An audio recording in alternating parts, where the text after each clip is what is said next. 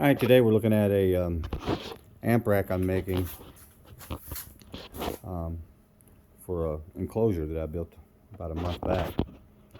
I'm using LED standoffs that you see right here. That's getting the light, as you can see, right up there. Of course, when the cap's on it,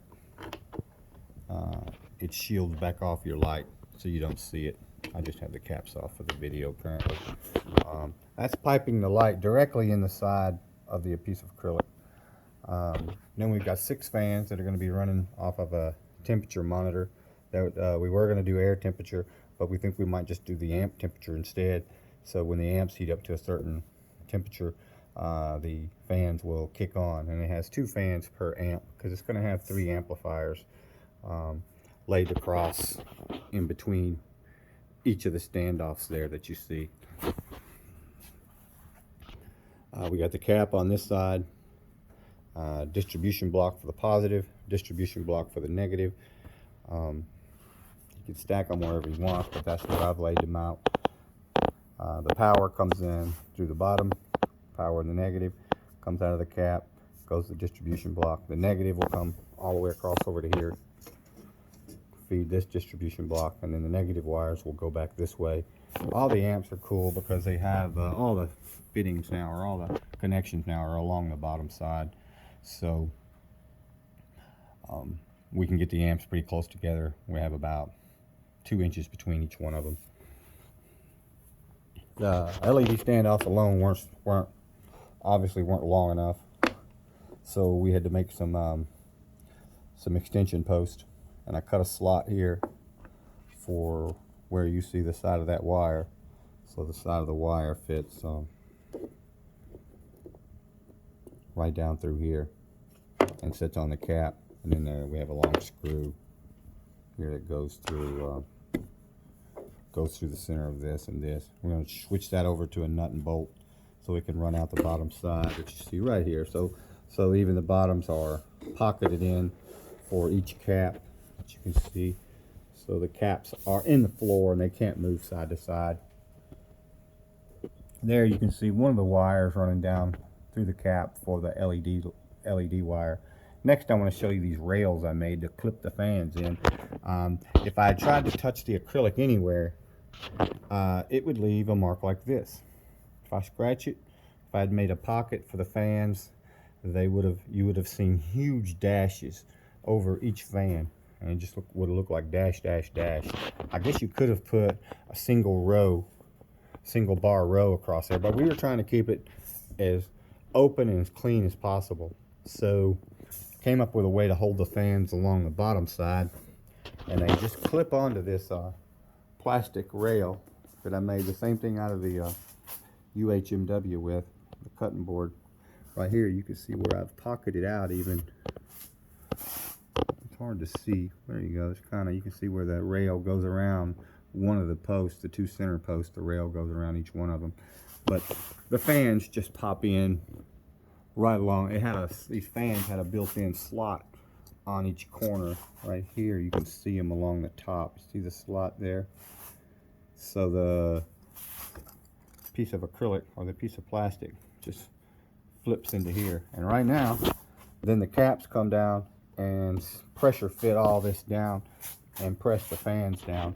But for an added security, we've got 2 holes in each corner right here.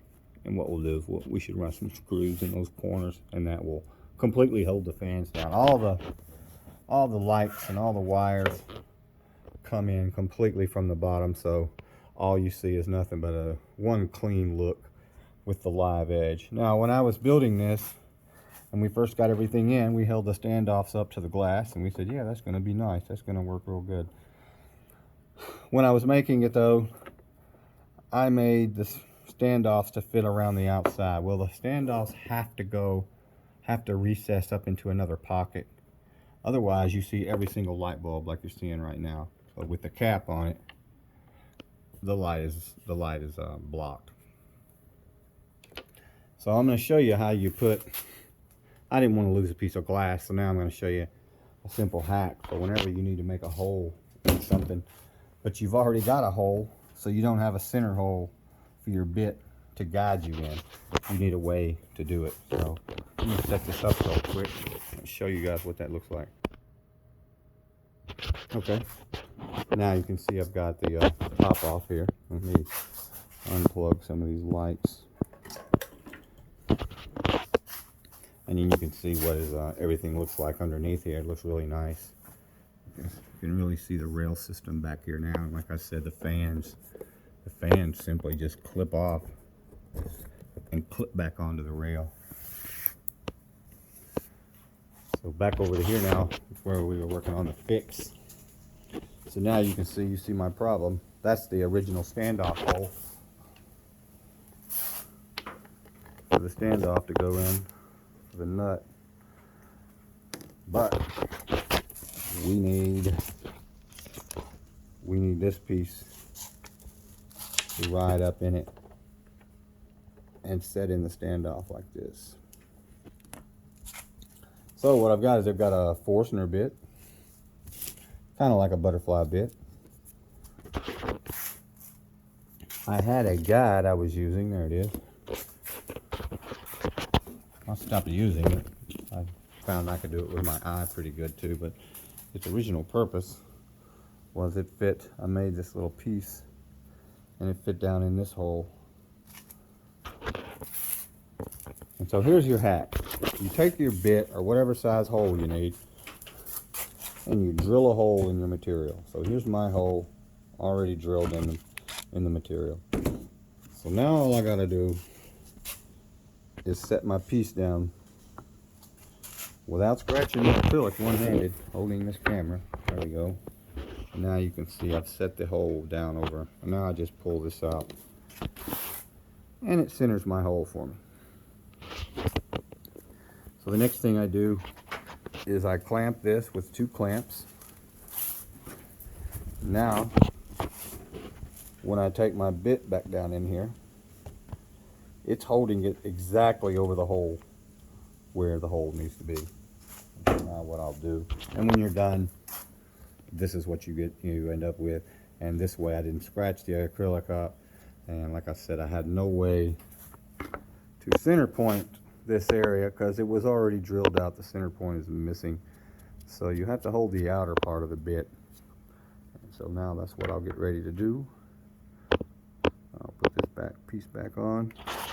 Now I just use 2 clamps, being really careful. I've got cardboard under it. I got the wood on top of it to sandwich the acrylic so I don't scratch it.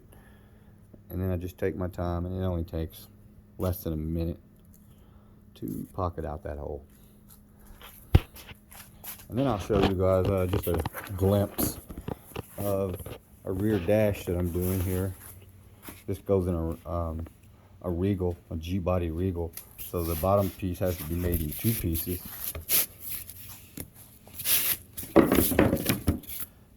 So your 6.5s go up into these surrounds, and your tweeters, they mount from the underside of the rear deck. So this always stays flat, and then since this always stays flat, you can put whatever vinyl covered grill we're looking at using maybe a honeycomb.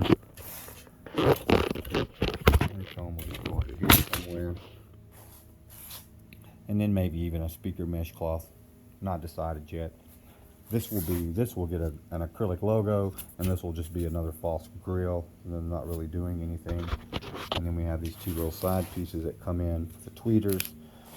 You can see we're blocking off a little bit of the tweeter there, but it's okay. We've got almost all of the 6.5s coming through the grill. That's good.